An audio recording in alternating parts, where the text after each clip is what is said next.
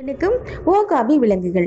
வரிக்குதிரை போலவும் ஒட்டகச்சிவிங்கி போலவும் தோற்றமளிக்கும் ஓகாபி விலங்குகள் பற்றி தெரிந்து கொள்வோம்.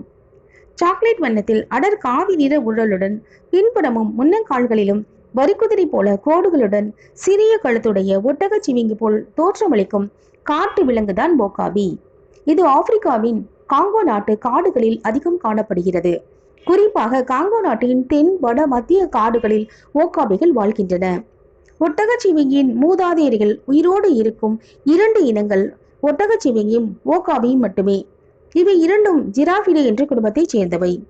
வலுவழுப்பான வெல்வெட் போன்ற ரோமம் கொண்ட ஓகாபி 2.5 மீட்டர் உயரம் வரை வளரும். இதன் எடை 200 முதல் 350 கிலோ வரை இருக்கும். யானையை விட பெண் ஓகாபி உருவத்தில் பெரிதாக காணப்படும். பெரிய கருப்பு நிற கண்களும் நீண்ட செவியும் கொண்ட ஓகாபிக்கு 18 அங்குல நீளம் கொண்ட கருமை நிற நாக்கு உண்டு. அதை கொண்டு இலைகள், பழங்கள், புற்கள், கொடி, பூஞ்சி ஆகியவற்றை உண்ணும்.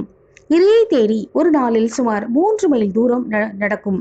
பகல் பொழுதை விட மாலை நேரத்தில் ஓகாபி சுறுசுறுப்பாக இருக்கும். பசுவை போல் அசை போடும் விலங்கு.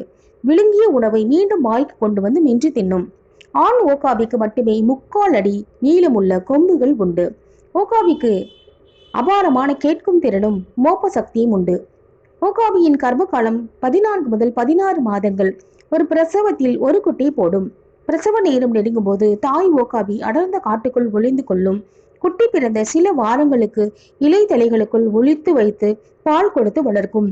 இதன் ஆயுட்காலம் சராசரியாக 20 முதல் 30 ஆண்டுகள் மட்டும். ஓகாபியின் முக்கிய எதிரி சிறுத்தை புலி. நன்றி.